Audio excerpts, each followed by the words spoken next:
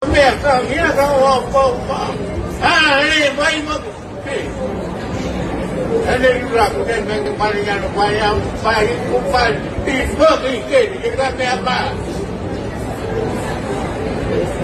quero falar para todos que eu sempre lutei a favor de todos nós, assim como me posiciono contra o desmatamento, é uma coisa muito ruim.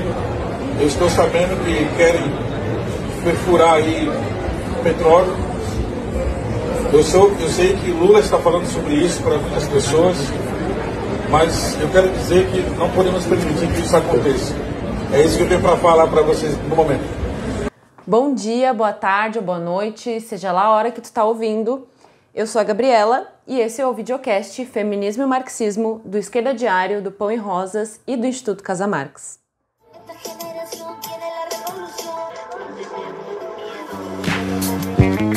Começou nesta segunda-feira, dia 10, a COP30 em Belém do Pará, aqui no Brasil, que é a Conferência das Nações Unidas sobre as Mudanças Climáticas.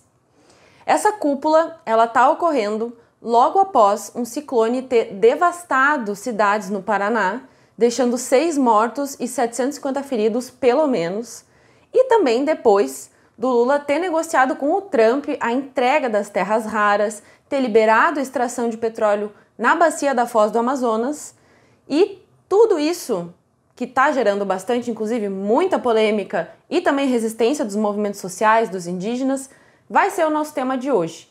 E a gente vai relacionar esses acontecimentos também com o avanço do extrativismo, da crise climática e o que isso tem a ver com as relações de gênero.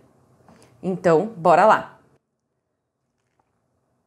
Bom, para começar, a gente vai dividir o episódio em alguns pontos para discutir mais aprofundadamente, assim.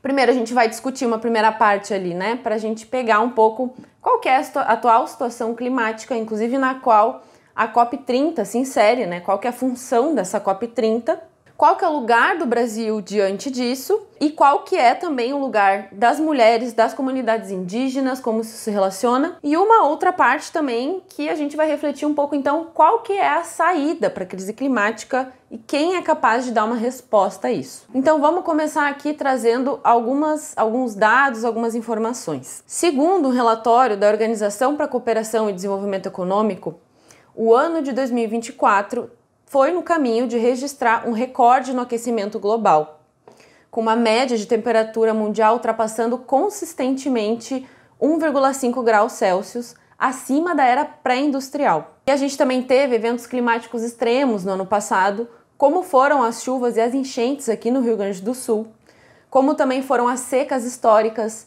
as nuvens de fumaças aí, para quem não lembra, a gente via o céu todo vermelho, parecia um verdadeiro deserto, uma cena de filme distópico. Tudo isso atesta que a crise climática não vem só avançando, como vem avançando a passos largos, né?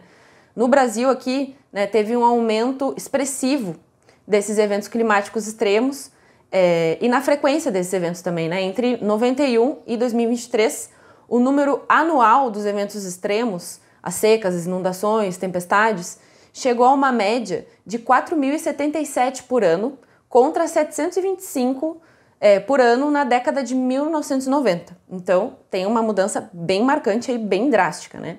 Diante disso, qual que é a posição dos setores da extrema-direita, como Donald Trump, por exemplo? É de negar que existe uma crise climática que já está acarretando mudanças e tragédias em busca de avançar na devastação ambiental para maximizar as suas margens de lucro. A política do Trump, para quem acompanha, né, é a do Drill Baby Drill, né, que é um slogan que incentiva a perfuração, a exploração de petróleo, de combustíveis fósseis, enquanto ele retira, por exemplo, os Estados Unidos de acordos climáticos. No próprio discurso da ONU, inclusive recentemente, ele mencionou que teve uma petroquímica, né, que teve química que rolou entre ele e o Lula, né, negando novamente que tem uma crise climática em curso. E lembremos, gente, que a postura do Bolsonaro, quando ele estava no governo, era a de negar também que existia uma crise climática, com uma retórica negacionista, né, diminuindo o orçamento para o pessoal e fiscalização nos órgãos ambientais, como o IBAMA, o ICMBio, como a FUNAI, e com o aumento do desmatamento da Amazônia Legal em 60% em relação ao período anterior, além também do incentivo da mineração nas terras indígenas, do garimpo ilegal e da expansão agropecuária sobre as terras e as áreas florestais. Inclusive, ele tinha uma retórica bastante violenta de incentivar a violência e o avanço do agronegócio sobre as terras indígenas e sobre os indígenas e quilombolas. A verdade, gente, é que hoje a crise climática ela é uma realidade. É cada vez mais difícil negar que existe uma crise climática e não só uma realidade, como é uma realidade que bate na nossa porta e é uma das coisas que mais evidencia que o capitalismo tem no seu DNA uma destruição ambiental em busca de aumentar as margens de lucro. Isso a gente vai ver um pouquinho mais depois. Mas essa lógica predatória de usar a natureza como mercadoria para o acúmulo de capital, que é extraída praticamente de graça, é própria do DNA do capitalismo. E sob o governo Lula, um governo, inclusive, que se diz progressista, não melhorou as políticas em relação ao combate à crise climática e o extrativismo. E a gente vai ver um pouco mais o porquê disso também. Em 2024, quando teve as enchentes aqui no Rio Grande do Sul, com milhares de pessoas desabrigadas, afetadas, inclusive dezenas de mortos, durante esse período de catástrofe climática, o governo Lula anunciou nada mais, nada menos que o maior plano safra da história, destinando 400 bilhões de reais para o agronegócio. Plano safra, para quem não sabe, é um orçamento que o governo endereça para os setores do agro, né? Então, isso é bastante escandaloso. Inclusive, esse ano de 2025, não satisfeito, o governo simplesmente aumentou esse plano safra, destinando 516 bilhões de reais, garantindo dinheiro público para os lucros desse setor, que é responsável por 75% das emissões de gases de efeito estufa no Brasil e que envenena o solo com a monocultura e os agrotóxicos também. Recentemente, numa reunião com o Trump, o Lula anunciou que teve uma petroquímica entre eles, que foi super boa a conversa. E nessa conversa, eles estavam negociando justamente a exploração das ditas terras raras, que eu tinha comentado antes, e também dos minerais críticos no Brasil. Esses minerais, para quem não sabe, eles são bem estratégicos e também são utilizados principalmente na indústria de tecnologia de ponta e de tecnologia bélica. Tem estudos que apontam que o Brasil concentra cerca de 23% das terras raras, atrás somente da China. Ou seja, a gente pode ver que tem aí o interesse estratégico dos Estados Unidos sobre o monopólio desses minérios na disputa com a China, onde o Brasil, comandado pelo Lula, ocupa um lugar de subserviência dos interesses do imperialismo, né, servindo as terras, as riquezas e os minérios para os interesses do imperialismo estadunidense. Além disso, também no mês de outubro, o governo aprovou o licenciamento para pesquisa de exploração de petróleo na bacia do Foz do Amazonas.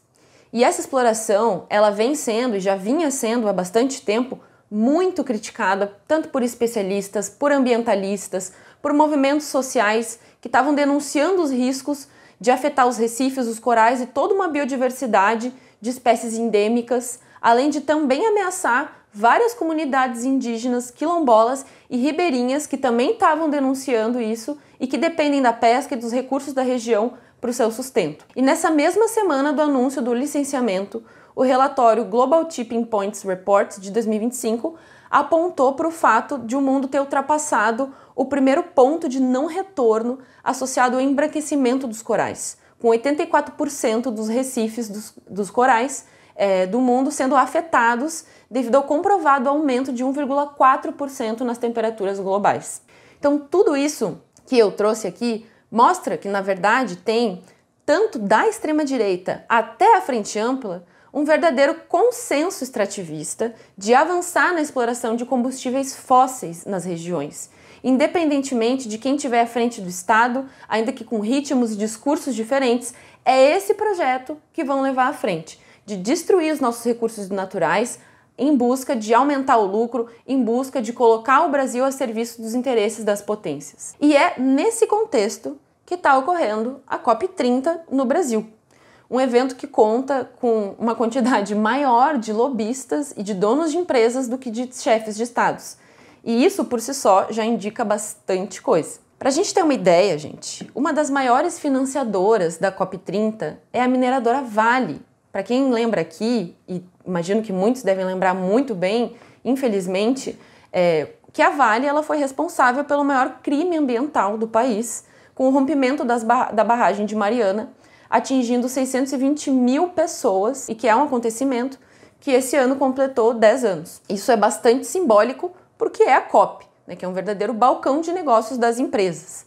O fato da COP, inclusive, ser no Brasil esse ano, não é uma coincidência. E meio a esse panorama que a gente estava conversando aqui, também está inserido em um contexto internacional de rearmamento da Europa, nos Estados Unidos e no mundo, com o acirramento das disputas imperialistas, e o Brasil vem tentando se localizar aí no multilateralismo geopolítico e também climático. Então, o Brasil tenta se postar como um suposto baluarte de um capitalismo verde preocupado com as metas climáticas. Só que o próprio discurso do Lula na abertura da COP foi bem marcante nesse sentido.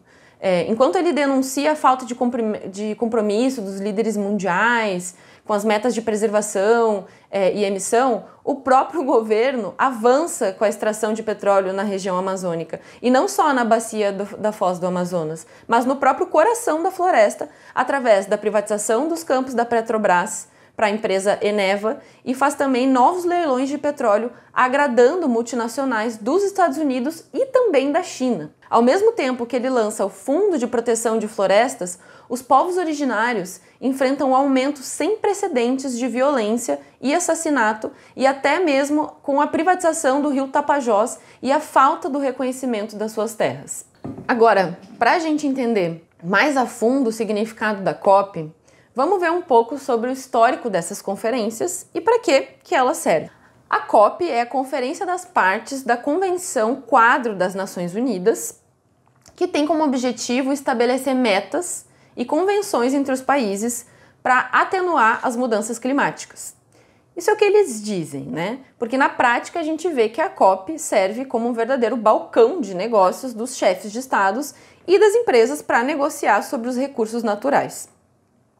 A ECO 92 foi uma das conferências da ONU sobre o meio ambiente e desenvolvimento que, além de criar a Agenda 21, que era uma agenda de compromissos, fundou a Convenção Quadro das Nações Unidas sobre as Mudanças Climáticas, que é esse ramo da ONU que começou a organizar as COPs. A primeira COP, então, foi em Berlim, em 1995, e algumas das COPs mais importantes foram a de 97, onde se firmou o Protocolo de Quioto, que teve o primeiro acordo com metas obrigatórias de redução de emissões de gases de efeito estufa, e que, inclusive, nunca foi para frente, porque tanto os Estados Unidos como a China nunca foram signatárias desses acordos. Depois teve a COP de 2015, onde se firmou o famoso Acordo de Paris, no qual todos os países se comprometeriam a reduzir as emissões e manter o aquecimento abaixo de 2 graus Celsius, buscando 1,5 graus Celsius. Agora, 10 anos depois, a gente vê o quanto que essas metas não foram nem um pouco atendidas. Por trás desses acordos, na verdade, a gente vê que tem uma grande demagogia dos governos e dos países.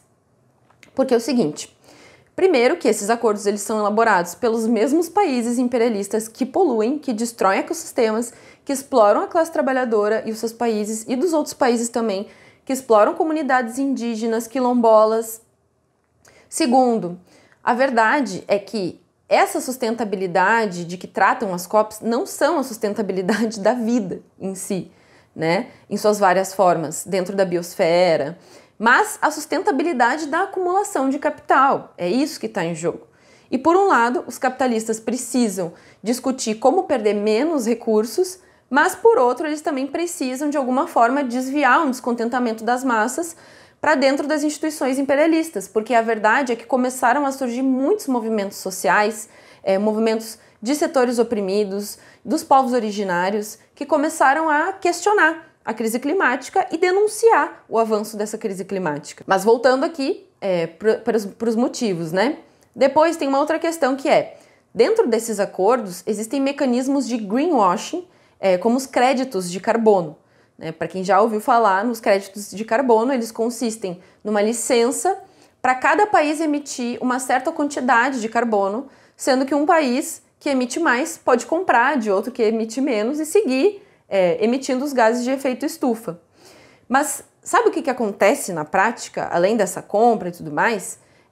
A questão é que se mantém a matriz energética poluente e os países compram créditos de outras partes do globo para seguir emitindo e, no máximo, os países fazem ali alguns reflorestamentos, inclusive com espécies silvestres que muitas vezes prejudicam o ecossistema local. Em troca desse reflorestamento, muitas vezes eles ganham aumento dos créditos, então eles podem poluir mais, né? E quarta questão é que, gente, não acontece nada com quem não cumpre os acordos, né? O que mostra que eles servem somente para ser ali uma fachada, né? Para inglês ver e para ser essa fachada falsa aí do capitalismo verde, né? Porque essa que é a verdade. Se descumpre um acordo climático, não acontece nada com os países. Inclusive, muitas vezes os países nem assinam esses acordos. Então, colocado todo esse panorama, a COP ela se mostra como uma verdadeira farsa. E a gente entende que num contexto atual de crise capitalista, com o aumento dos orçamentos militares para a guerra, com a continuidade do genocídio e da política colonialista em Gaza, os rastros deixados com a guerra na Ucrânia também, essa COP30 ela vem para reatualizar as disputas imperialistas sobre os recursos naturais à luz desse novo cenário internacional que se redesenha. Inclusive com o Brasil cumprindo um papel de enviar petróleo para alimentar os tanques de guerra sionistas. Só que aí também tem uma questão interessante para a gente pensar, porque a gente veio falando aqui sobre como a COP é uma verdadeira farsa, como esses acordos climáticos são uma farsa, e eles ocorrem não sem questionamento. Inclusive, quem veio acompanhando essa semana teve vários processos de comunidades indígenas, de setores ambientalistas denunciando a demagogia da COP, inclusive tentando adentrar a COP, né, que estava bastante policiada, com esse policiamento servindo para reprimir setores que pudessem questionar. Então, durante a ocorrência da COP, a gente viu esses setores se manifestando bastante. O povo Acroaga Mela vem denunciando os crimes ambientais e violações de direitos no Maranhão contra o avanço da empresa Equatorial lá. E também, alguns dias atrás, os manifestantes indígenas, ambientalistas e de movimentos sociais que estavam na Marcha Global Saúde e Clima também estavam denunciando a COP, a exploração de petróleo na margem equatorial e conseguiram, inclusive, romper o cerco de segurança durante a COP para ocupar parte do evento, o que ficou bastante visto nas redes também. E também, gente, teve uma fala bem importante do cacique Raoni, que foi um dos que desceu a rampa na posse do Lula em 2023. Durante um painel da COP30, ele disse o seguinte: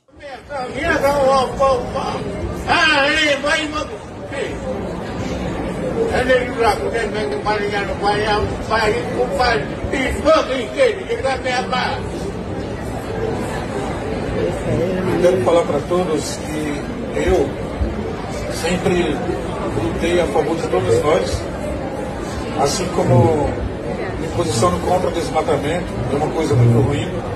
Eu estou sabendo que querem perfurar aí petróleo. Eu sei que Lula está falando sobre isso para muitas pessoas, mas eu quero dizer que não podemos permitir que isso aconteça. É isso que eu tenho para falar para vocês no momento. Bem forte essa fala dele, né?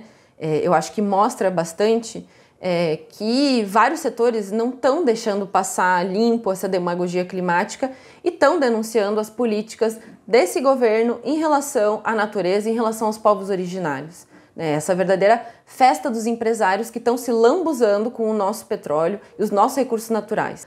Agora que a gente fez toda essa discussão sobre o avanço da crise climática e a farsa das COPs e o Tratado do Clima, como então que a questão de gênero se insere aí? Sobre a questão de gênero, tem várias teóricas que relacionam a questão da crise ambiental à questão de gênero, como a Silvia Federici, a ecofeminista alemã Maria Mies, a Nancy Fraser também, e também outras figuras bastante proeminentes do feminismo, que buscam nas suas obras, de distintas formas, mostrar como a exploração capitalista dos recursos naturais está diretamente ligada à opressão de gênero como faces de uma mesma moeda e parte da crise de reprodução, que elas chamam, que é uma limitação cada vez maior das condições da reprodução da vida humana por conta da crise climática e do avanço do capitalismo. Nesse sentido, a crise climática ela é uma forma da crise de reprodução também. Porque, primeiro, ela destrói os ecossistemas que sustentam a vida, poluindo o ar, a água e o solo. Segundo, porque aumenta as desigualdades sociais e de gênero. E terceiro, porque ela torna mais difícil reproduzir a vida de maneira digna e segura, principalmente por setores mais vulneráveis. Ou seja, o capitalismo ele provoca crises periódicas de reprodução, porque ele extrai da natureza e do trabalho humano mais do que esse sistema consegue repor, mais do que esse sistema consegue sustentar.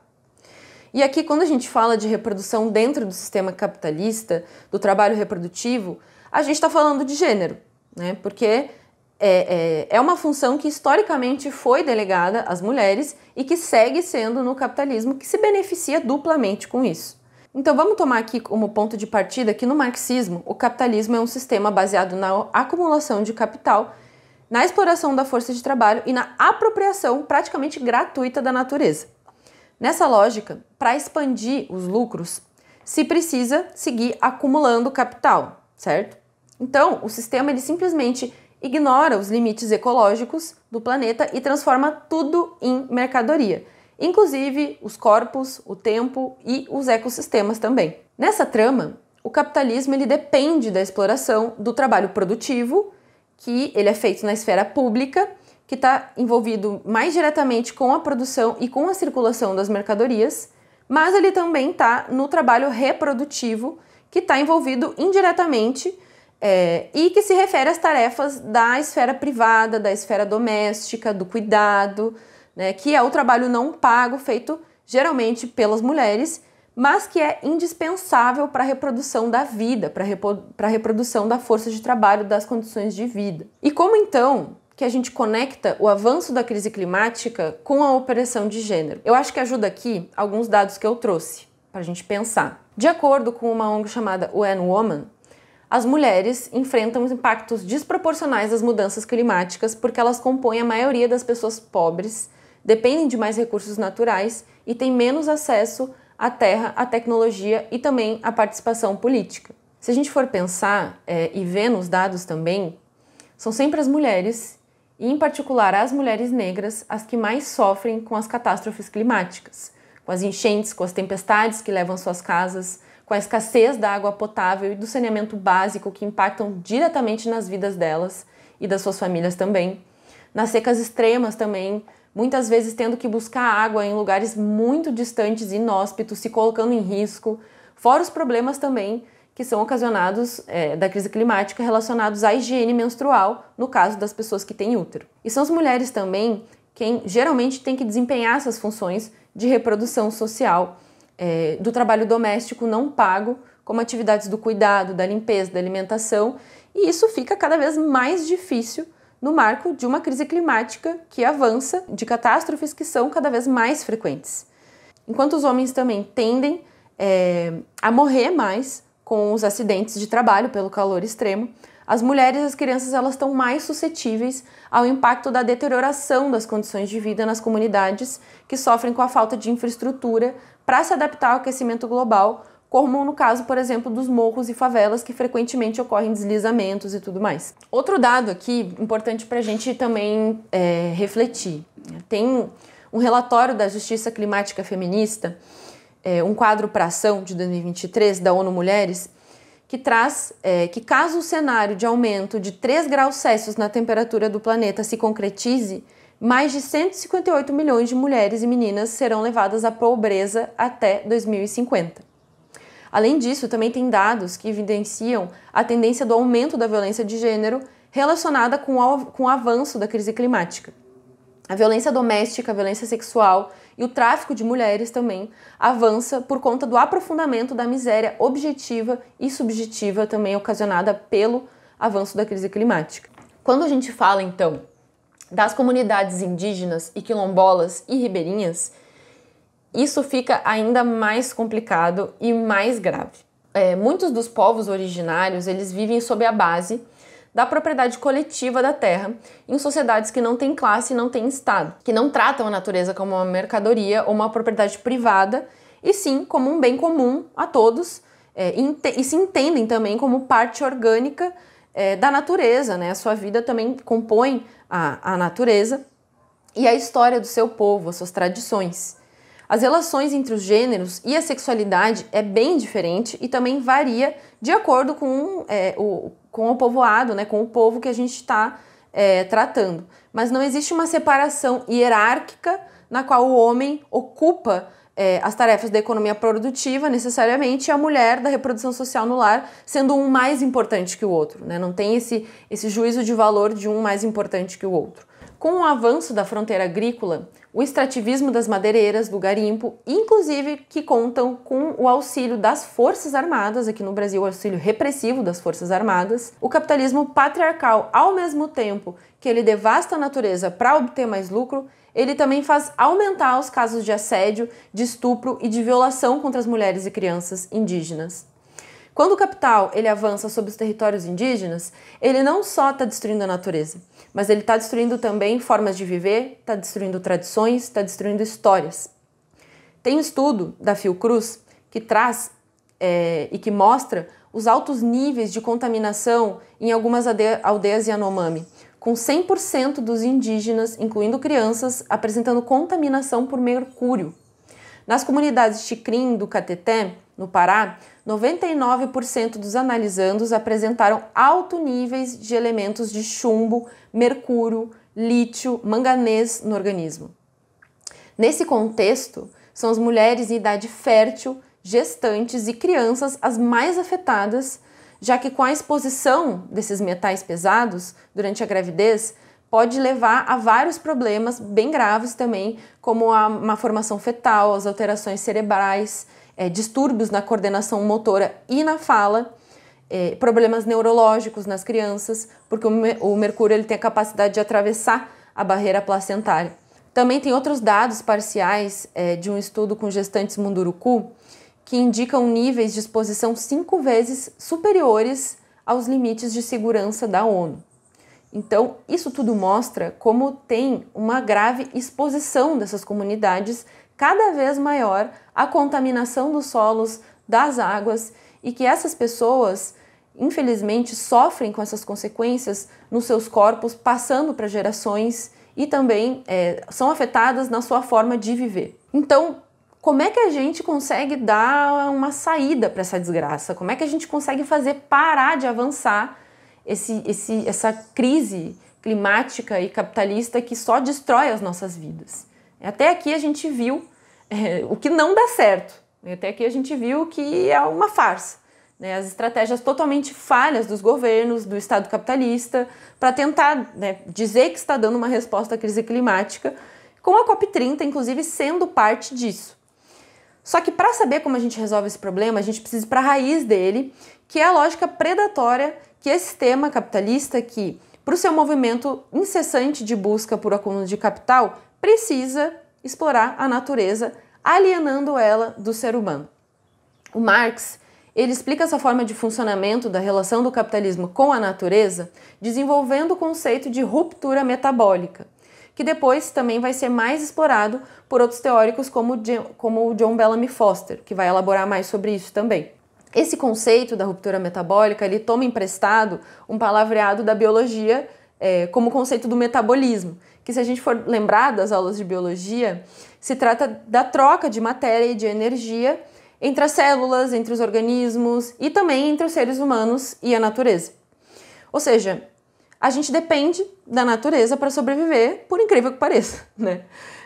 A gente tira dela tudo que a gente precisa e, na verdade, a gente é parte da natureza, ainda que a gente haja como se não fosse, né? Ainda que o capitalismo nos faça acreditar como se fosse coisas separadas. Na verdade, a gente é parte de um todo, né? Então, a questão é que no capitalismo ocorre uma ruptura dessa troca, porque o trabalhador ele é separado dos seus meios de produção, a cidade é separada do campo e a ciclagem dos nutrientes ela é interrompida. Então a gente tira aquilo do solo que a gente precisa, né, que no capitalismo aquilo é tirado do solo para o lucro, né, e é devolvido em formato de lixo, é devolvido contaminando os rios, os lençóis freáticos e a terra. Eu não vou entrar nos pormenores dessa dinâmica, até porque tem um episódio bem bom aqui do Feminismo Marxismo que explora mais sobre isso, que é o meio ambiente e as mulheres. Então quem quiser saber mais, vai lá ouvir, indico bastante. Com essa breve exposição, o que eu queria trazer aqui é que, para frear o avanço da crise climática e implementar uma verdadeira transição energética, é indispensável acabar com esse sistema que se pauta na destruição dos recursos naturais e da vida humana e, sobretudo, da vida das mulheres indígenas e quilombolas também. Isso no Brasil passa, por exemplo, por alguns pontos bem fundamentais, como, por exemplo, lutar por um plano imediato de reflorestamento que se efetive em base à reforma agrária radical dos grandes latifúndios e a proibição da mega mineração poluidora. Passa também pela demarcação das terras indígenas e quilombolas contra o reacionário marco temporal, passa também pela luta por uma Petrobras de energia renovável a serviço da população do país e que ela seja parte de uma transição energética controlada pelos trabalhadores, pelos ativistas e pelos movimentos sociais também, e também, obviamente, passa por uma luta contra a exploração de petróleo na foz do Amazonas e contra as reformas e o arcabouço fiscal que sufoca o orçamento para o meio ambiente, para pagar a dívida pública, garantindo os lucros do agronegócio. Só que quem que vai levar isso à frente? O governo Lula que não, né? Nenhum outro governo nunca fez isso e nunca vai fazer. Porque esse país foi erguido com base no latifúndio, foi erguido com base no trabalho escravizado, no roubo de terras, e a burguesia brasileira, ela é herdeira desse legado. O governo capitalista nenhum vai romper com essa estrutura na qual o país foi construído e que tem uma localização estratégica na divisão internacional do trabalho. A gente precisa, ao contrário, nos inspirar na histórica resistência dos povos originários e, humildemente, aprender com o seu modo de vida e com a sua luta também. As únicas pessoas capazes de realmente impor um programa desse e acionar os freios de emergência da crise capitalista e ecológica são quem faz tudo produzir. São essas pessoas que podem mudar todo o sistema, porque são as pessoas que erguem tudo que existe, né? Tudo que existe nesse mundo. Então, a classe trabalhadora, em aliança com os indígenas, com os quilombolas, com os ambientalistas e movimentos sociais, usando a tecnologia, o conhecimento produzido nas universidades, os laboratórios, os centros de pesquisa, usando tudo isso a favor dos interesses das maiorias, combatendo a destruição ambiental, planificando a economia sob novas bases e realmente organizando racionalmente essa sociedade, com base nas necessidades humanas e não na necessidade do lucro, né? Então, dessa forma, se poderia avançar para estabelecer um governo de trabalhadores em ruptura com o capitalismo. A gente não acha que a Revolução Socialista vai acabar com todos os problemas magicamente ambientais, o racismo, a opressão às mulheres automaticamente. A gente não tem essa concepção. Vai ser necessária uma batalha também ideológica contra as opressões e toda uma mudança radical internacional na economia para reverter a crise climática, mas a revolução é a condição fundamental para isso, para acabar com todas as opressões, com a degradação natural, com a degradação humana, para conseguir abrir espaço para dar lugar a uma nova sociedade sem exploração e opressão e também para restabelecer o metabolismo socionatural, que é o que nós marxistas a gente chama de comunismo. E para fechar toda essa discussão, gente, que eu fiz hoje, eu queria fazer primeiro um agradecimento a todo mundo da equipe do videocast Feminismo Marxismo. Queria também fazer um agradecimento a todo mundo que compõe a seção sobre meio ambiente do Esquerda Diário, em especial a minha camarada e amiga Rosa, que me ajudou a elaborar esse roteiro aqui. E para fechar mesmo, gente, eu queria fazer aqui um convite para todo mundo que ouve, que assiste o videocast, que quer organizar a sua indignação contra a demagogia climática e o capitalismo verde, né, contra a demagogia desses governos, da COP30, e que realmente quer travar uma luta aí ecocomunista, né, contra o avanço da crise climática e que é uma luta também internacionalista necessariamente. Então, no dia 14 de dezembro, anotem nas suas agendas, vai ocorrer um ato internacionalista da fração trotskista em São Paulo, na Casa Portugal, que vai contar com representantes das correntes da fração trotskista de vários países aí, da França, dos Estados Unidos, da Itália, da Argentina, aqui do Brasil também. Então eu tô chamando aí todo mundo para participar desse evento que vai servir para pensar a atualidade da luta anti-imperialista e anticapitalista hoje. E se tu quiser ir, entre em contato com a gente do Esquerda Diário, porque vão sair caravanas de vários estados do Brasil rumo a esse grande ato que vai ser uma oportunidade única na vida da gente. Foi isso por hoje, espero que vocês tenham gostado do episódio, espero que tenha servido para a gente seguir refletindo sobre como dar uma saída para a crise climática, contra essa demagogia da COP30. Se quiser ajudar a gente, comenta, compartilha e nos dá sugestões. E é isso, nos vemos na próxima.